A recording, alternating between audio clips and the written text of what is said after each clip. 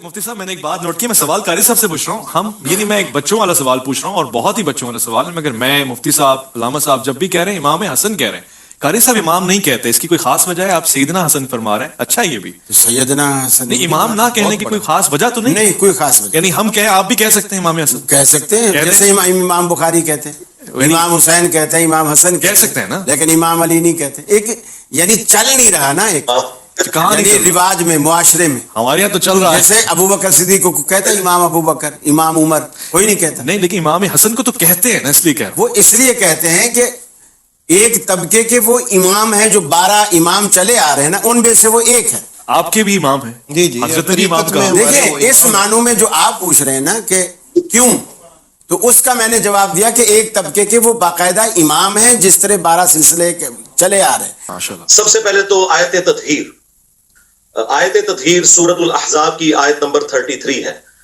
اعوذ باللہ من الشیطان الرجیم, بسم اللہ الرحمن الرحیم, انما یرید اللہ لیذھب عنکم الرجس اہل البیت ویطہرکم تطہیرا. ایک دن نبی صلی اللہ علیہ وآلہ وسلم اپنے گھر سے اس حال میں برآمد ہوئے کہ آپ نے کالے رنگ کی مرکز چادر اوڑھی ہوئی تھی. اتنے میں حسن ابن علی آئے, آپ صلی اللہ علیہ وآلہ وسلم نے انہیں اپنی اس کالی چادر کے نیچے لے لیا. پھر سیدنا حسین ابن علی, پھر سیدہ فاطمہ, اور پھر سیدنا علی رضی اللہ عنہم اجمعین وعلیہم السلام اجمعین کو چادر کے نیچے لے کر یہی آیت پڑھی, انما یرید اللہ لیذھب عنکم الرجس اہل البیت ویطہرکم تطہیرا. سبحان اللہ. اے نبی گھر والوں صلی اللہ علیہ وآلہ وسلم وعلیہ السلام, اللہ تو صرف اتنا ہی چاہتا ہے کہ تم سے ہر طرح کی ناپاکی کو دور کر دے اور تمہیں خوب صاف ستھرا کر دے. اس کانٹیکسٹ میں پھر صحیح مسلم کے اندر حدیث ہے 6220, اور یہ حدیث تو کافی طویل ہے. جب حاکم وقت نے سیدنا سعد ابن ابی وقاص کو زور لگایا کہ سیدنا علی ابن ابی طالب کی برائی بیان کریں, تو ان کو ریبٹل کرتے ہوئے مولا علی علیہ السلام کی جو 3 فضائل بیان کیے تھے, تو تیسری فضیلت یہ بیان کی تھی کہ ان میں سے مجھے کوئی ایک بھی مل جائے تو سرخ اونٹوں سے بہتر ہے. اور وہ تیسری فضیلت یہ تھی کہ نبی علیہ السلام مباہلے کے وقت سیدنا حسن, حسین, فاطمہ اور علی علیہ السلام اجمعین کو اپنے ساتھ لے کر آئے اور اللہ کے حضور دعا کی, اللہم ہؤلاء اہل بیتی, اے اللہ یہ میرے اہل بیت ہیں. بے شک. اور تیسری آیت مودت, جس کے حوالے سے کنٹروورسی سنی شیعہ میں پائی جاتی ہے, میں آج اس کو بھی انشاءاللہ ریزالو کر دوں گا. قل لا اسألکم علیہ اجرا الا المودۃ فی القربى, سورہ شورا کی آیت نمبر 23. اس کے حوالے سے صحیح بخاری میں ایک حدیث ہے, ابن عباس کا قول ہے, وہ اس آیت کی تفسیر یوں کرتے تھے کہ نبی علیہ السلام کے جو مخالفین ہیں انہیں یہ کہا جا رہا ہے کہ نبی علیہ السلام کی قرابت داری کا خیال رکھو, لیکن جو تابع تھے نا سعید ابن جبیر, وہ اسے اہل البیت پہ فٹ کرتے تھے. اور میرے خیال میں دونوں یہ تفاسیر درست ہیں. اگر اللہ تعالیٰ غیر مسلم رشتہ داروں سے کہہ رہے ہیں کہ نبی علیہ السلام کی رشتہ داری کا خیال رکھو, تو مسلمانوں سے تو بدرجہ اولا کہا جائے گا کہ آپ نے نبی علیہ السلام کی رشتہ داری کا خیال رکھنا ہے. اور اس کو سپورٹنگ جو ہے وہ صحیح بخاری میں سیدنا ابو بکر صدیق رضی اللہ تعالیٰ عنہ وعلیہ السلام کا قول ہے, صحیح بخاری میں 3751 نمبر. وہ کہتے ہیں کہ محمد کے قرب کو محمد صلی اللہ علیہ وآلہ وسلم کے اہل البیت کے قرب میں تلاش کرو. یہ حدیث اس بات پر گواہ ہے کہ قل لا اسألکم علیہ اجرا الا المودۃ فی القربى کی تفسیر جو محبان اہل بیت نے بیان کی ہے وہ بالکل درست ہے. پھر غدیر خم کی حدیث جو مسلم شریف میں اوپر تلے 4 حدیث ہیں 6225 سے لے کے 6228 تک, ان میں بھی نبی علیہ السلام نے قرآن اور اہل البیت کے ساتھ اس نے سلوک کرنے کا حکم دیا ہے. اور اس کے علاوہ بخاری مسلم میں حدیث ہے, نبی علیہ السلام سیدہ فاطمہ سلام اللہ علیہا کے خیمے میں داخل ہوئے اور فرمایا کہ وہ بچہ کدھر ہے چھوٹا. تو نبی علیہ السلام کے سامنے حسن کو پیش کیا گیا, تو نبی علیہ السلام نے انہیں معانقہ کیا, چوما, اور پھر کہا کہ اے اللہ میں حسن سے محبت کرتا ہوں, تو بھی اس سے محبت کر, اور جو حسن سے محبت کرے تو اس سے محبت کر. اور پھر بخاری کی حدیث ہے, ابن عمر کہتے ہیں کہ نبی علیہ السلام نے فرمایا تھا حسن اور حسین اس دنیا میں میرے 2 پھول ہیں. اور پھر صحیح بخاری کے اندر انس ابن مالک کا قول موجود ہے, وہ کہتے ہیں کہ حسن ابن علی سے زیادہ رسول اللہ کا ہم شکل کوئی. افسوس کی بات ہے کہ اس پلانٹ ارتھ پہ کبھی دنیا نے ایسا ٹائم نہیں دیکھا کہ فضائل صحابہ بیان ہو رہے ہوں اور اس میں اہل بیت کی بات ہو.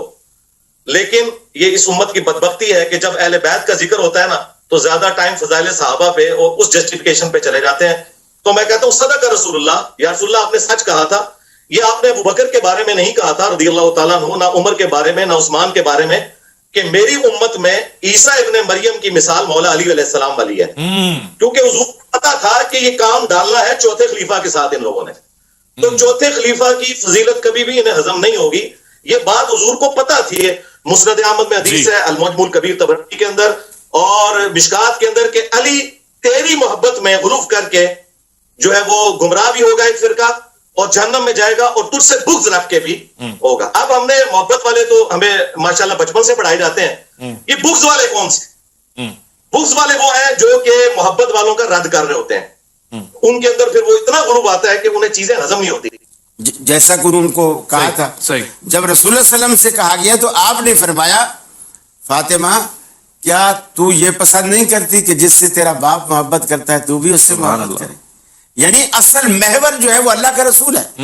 یعنی اپنی بیٹی سے بھی کہا کہ میں بھی عائشہ سے محبت کرتا ہوں لہذا تو دوسروں کی سفارشیں نہ لا تو بھی اس سے محبت کر. صحیح. اب یہ جو بات کی صحیح بخاری میں جو مولانا صاحب نے حدیث پیش کی کہ نبی علیہ السلام سے جب پوچھا گیا سب سے بڑھ کر محبوب کون تھا تو سب سے بڑھ کر محبوب بیوی سے بھی پوچھ لیں. سیدہ عائشہ کے بارے میں المستدرک للحاکم کے اندر حدیث موجود ہے. اما عائشہ سے کسی نے پوچھا بتائیے کہ نبی علیہ السلام کو اپنے صحابہ میں سب سے بڑھ کر محبوب کون تھا تو انہوں نے کہا کہ فاطمہ سلام اللہ علیہا. بخاری مسلم حدیث ہے فاطمہ میرے جگر کا ٹکڑا ہے. جب انسان کسی کی فضیلت بیان کرتا ہے نا تو اولاد کے بعد ہی اس کا ذکر کر رہا ہوتا ہے. یہ انڈرسٹوڈ ہوتا ہے. گھر والے پہلے نمبر پہ ہوتے ہیں. پھر انہوں نے پوچھا نہیں مردوں میں بتائیں تو انہوں نے کہا کہ مردوں میں فاطمہ کا شوہر علی ابن ابی طالب جو کہ کثرت سے روزے رکھنے والے اور شب بیداری کرنے والے تھے.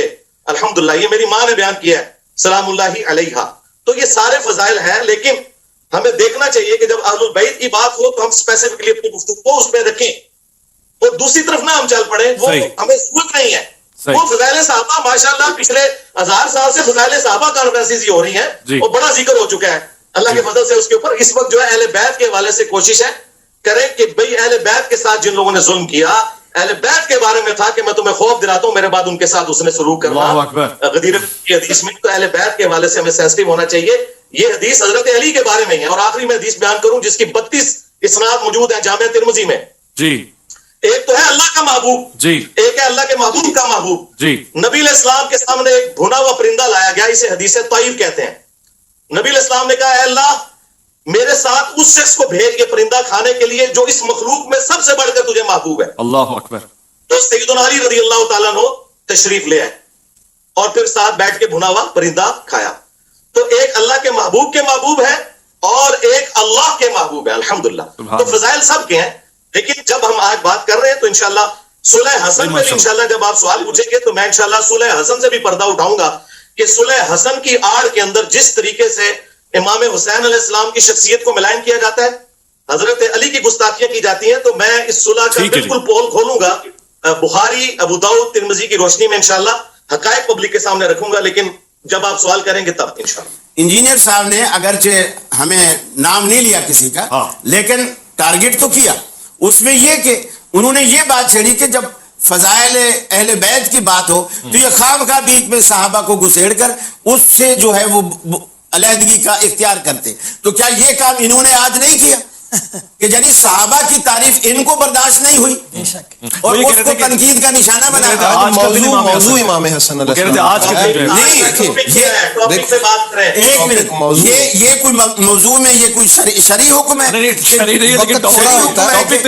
آج کے دن صحابی کی تعریف نہیں ہوگی صرف حضرت حسن کی تعریف. دیکھیے حضرت حسن سے کہ جو جس نظریے پہ اور جس موقع پہ آپ نے یہ سلو فرمائی ہے یہ حضرت امام حسن کی آپ فتح بھی اس کو کہہ سکتے ہیں. بے شک یہ امام حسن کی ہی فتح کیونکہ جو اپنی شرطیں منوا جائے لکھا کے کہ یہ میری طرف سے پھر شرط ہے فتح بھی تو پھر اسی کی ہوئی نا. معاملہ یہ ہے کہ اصل میں امام حسن علیہ السلام کی میری طبیعت آپ 10 دن سے میں آپ کے ساتھ ہوں آپ جانتے ہیں بڑی رواداری والی کبھی میں بات نہیں کرتا. میں سمجھتا ہوں امام حسن علیہ السلام کائنات کی مظلوم ترین شخصیت ہے. امام حسین علیہ السلام کے قاتلوں کو اور ان کے ساتھ زیادتی کرنے والوں کو تو ہم نام لے کے بھی کئی کچھ کر دیتے ہیں لعنت بھی کرتے ہیں اور ان کے لیے ہم کہتے ہیں ہاں جی برات کا. امام حسن علیہ السلام وہ مظلوم شخصیت ہے کہ کہاں ان کا کس جگہ پہ ان کا خون تلاش کریں. معاملہ یہ ہے کہ امام حسن علیہ السلام کی جو شرائط تھی نا آپ نے لکھوائی اصل میں آپ کی یہ بصیرت تھی. آپ نے یہ ایسا اقدام کیا کہ قیامت تک آنے والی نسلیں جو ہیں وہ ان لوگوں کی حقیقت کو جان لیں جن لوگوں کے ساتھ ہم نے یہ شرطیں طے کی ہیں. میں یہ عرض کرتا ہوں اگر کوئی یہ کہے کہ وہ جی آپ تو تاریخ کی بات کر رہے ہیں ہم حدیث کی بات کر، معاملہ تاریخ کا یا حدیث کا نہیں ہے، معاملہ راویوں کا ہے. مثلا حضرت سیوطی ہیں یا ابن کثیر ہیں، وہ اگر حدیث کی کتاب لکھیں تو پھر ٹھیک ہے، اور اگر وہ کوئی تاریخ کی لکھ دیں تو پھر غلط ہے. اسلامی تاریخ کی اس سے بڑی توہین اور بھی کیا ہوگی کہ یہ کہہ دینا ہم نہیں مانتے تاریخ کو. معاملہ ہے حقیقت کا. دیکھیے سارے راوی نہ ہی حدیث کی کتابوں میں ہم کہتے ہیں کہ یہ بات معتبر ہو گئی ہے، اور اسی طرح بات حدیث کی کتاب میں ہو یا تاریخ کی کتاب میں ہو، معاملہ راویوں کا ہے، کتاب کا نہیں ہے. حضرت امام حسن علیہ السلام نے یہ جو صلح فرمائی ہے اس کو آپ اگر توجہ سے ہم دیکھیں تو کون نہیں جانتا کہ امام حسن علیہ السلام کو، آپ کو پتا تھا یہ، اور میں یہ بھی عرض کر دوں کہ یہ جو ہم نے لکھوایا یہ پورا ہونے والا نظر بھی نہیں آ رہا، لیکن آپ نے، میں یہ سمجھتا ہوں قیامت تک کے لوگوں کے سامنے بات رکھی ہے کہ یہ حقیقت شاید جنگ میں عیاں نہ ہو سکتی جو آپ نے صلح کر کے عیاں فرمائی. کہ صلح ہوتی کیا ہے؟ صلح کا مطلب یہ ہے کہ دونوں طرف کی پارٹیز نے اپنا موقف رکھا اور کنسنسس کے ساتھ کوئی ڈاکومنٹ تیار ہوا. صلح ہوتی ہی اس وقت ہے جب شرائط طے پا جائیں. صلح حدیبیہ کے اندر کیا شرائط طے پائی نہیں تھی؟ اگر شرائط نہ ہو تو صلح نہیں ہوتی ہے، پھر تو ایک بندے کی جیت ہوتی ہے دوسرے کی ہار ہوتی ہے. جب دونوں برابر کے لوگ آ جائیں تو صلح کرتے ہیں اور وہ شرائط طے کرتے ہیں. لہٰذا یہ آؤٹ آف کوسچن ہے کہ وہ شرائط ہے تھی یا نہیں تھی. جس طرح صلح حدیبیہ کی شرائط تھی اس طرح صلح حسن کی بھی شرائط تھی. لیکن اس کے لیے یہ چیز یاد رکھیں کہ حسن ابن علی رضی اللہ تعالیٰ عنہ علیہ السلام نے جو یہ صلح کی ہے یہ قرآنی حکم پر عمل کیا ہے. بعض لوگ سیدنا علی رضی اللہ تعالیٰ عنہ پر خفیہ تان کرتے ہوئے یہ کہتے ہیں کہ حسن ابن علی تو مولا علی علیہ السلام کو اپنے دور میں، دور خلافت میں کی گئی جنگوں سے روکتے تھے. بالکل یہ جھوٹ ہے، نعوذ باللہ من ذالک. اگر یہ بات ہوتی تو وہ جنگ جمل صفین نہروان میں مولا علی کے ساتھ شریک نہ ہوتے، وہ شریک رہے ہیں. صفین پارٹ 2 بھی سیدنا حسن ابن علی نے شروع کر دیا تھا. بخاری شریف سے یہ جو حدیث بیان کی جاتی ہے نا کہ یہ میرا بیٹا سید ہے، یہ پوری حدیث جو ہے یہ اس کا آخری ٹکڑا ہے. یہ حدیث کافی لمبی ہے. یہ سٹارٹ اس سے ہوتی ہے کہ حضرت عمر بن عاص رضی اللہ تعالیٰ عنہ حضرت معاویہ رضی اللہ تعالیٰ عنہ سے کہتے ہیں کہ میں اپنے سامنے وہ لشکر دیکھ رہا ہوں کہ جب تک اپنے مخالفین کو بھگا نہ لے وہ یہاں سے ہلے گا نہیں. وہ لشکر مولا علی علیہ السلام کی روح نہیں لے کے آئی تھی، مولا حسن علیہ السلام جو مولا علی کے بیٹے تھے وہ لے کے آئے تھے. ٹھیک ہے، یہ حدیثیں آدھی نہیں ہمیں پڑھنی چاہیے، پوری حدیثیں پڑھنی چاہیے. تو پھر حضرت معاویہ نے کہا کہ اگر یہ قتل و غارت ہوا تو پیچھے امت کا کیا بنے گا؟ تو حضرت عمر بن عاص نے کہا کہ ٹھیک ہے پھر میں پیچھے سے سنبھالوں گا.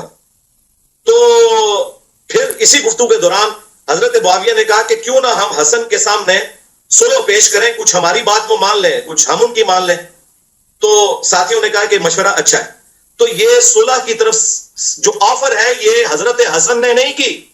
یہ جھوٹ ہے کہ حسن جو ہے وہ امن پسند تھے. امن جنگ کے اندر غزوہ بدر میں کیا رسول اللہ امن پسند تھے؟ جب جنگ ہوتی ہے اس وقت جنگ ہوتی ہے، اس وقت امن کی بات نہیں ہوتی.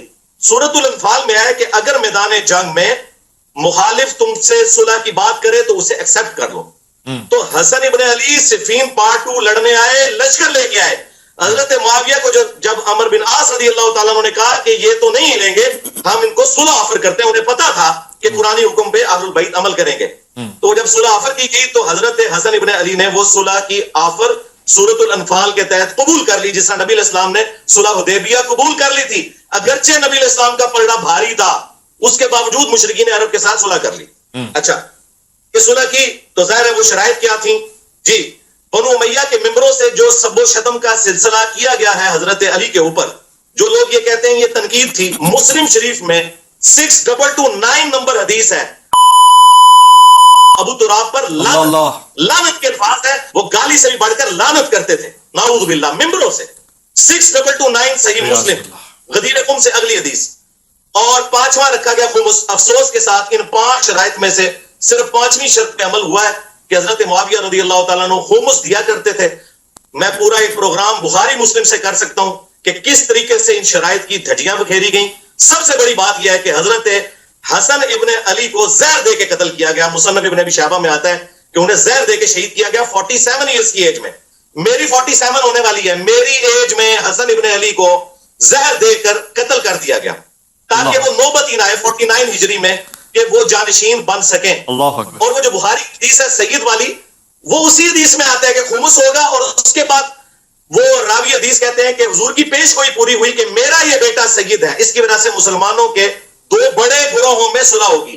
2 عظیم گروہ جو ہے نا وہ عظیم عربی میں ہے، وَلَهُمْ عَذَابٌ عَظِيمٌ بھی آتا ہے، اس سے مراد بڑا ہے. عظمت والا گروہ وہ ہوتا ہے جو خلیفہ راشد کے ساتھ ہو. ہاں جی. دوسرے گروہ کے بارے میں بخاری میں حدیث ہے 2812 وَيْحَا مَارْ تَقْتُلُهُ الْفِئَةُ الْبَاغِيَةُ يَدْعُوهُمْ إِلَى اللَّهِ وَيَدْعُونَهُ إِلَى النَّارِ. وائے عمار، افسوس، تجھے ایک باغی جماعت قتل کرے گی، تو انہیں اللہ کی طرف بلائے گا، وہ جماعت جہنم کی طرف بلائے گی. تو جو جماعت جہنم کی طرف بلا رہی ہو نا اور خلیفہ راشد سے بغاوت کرنے والی ہو، وہ عظمت والی نہیں ہوتی، وہ بڑی جماعت تھی. یہاں عظیم کا مطلب بڑا گروہ. اور حضور نے فرمایا میرا بیٹا یہ سید ہے، یہ سید ہے، یعنی یہ بڑے پن کا مظاہرہ کرے گا. سب کچھ ہوتے ہوئے یہ اپنے پوستے دستبردار ہوگا. اور آخری میں حدیث بیان کر دوں کنکلوڈ کرنے کے لیے. ابو داؤد میں 4131 نمبر حدیث ہے جسے شیخ البانی، شیخ زبیر لزئی دونوں سے ہی کہتے ہیں. یہ پورا پول کھول دے کہ کس طرح حسن ابن علی کے قتل کے بینیفیشری کون ہوئے، حسن ابن علی کو قتل کروانے والے کون لوگ تھے. مقدام بن مادی کرب کہتے ہیں کہ میں حضرت معاویہ رضی اللہ تعالیٰ عنہ کے پاس شام میں حاضر ہوا.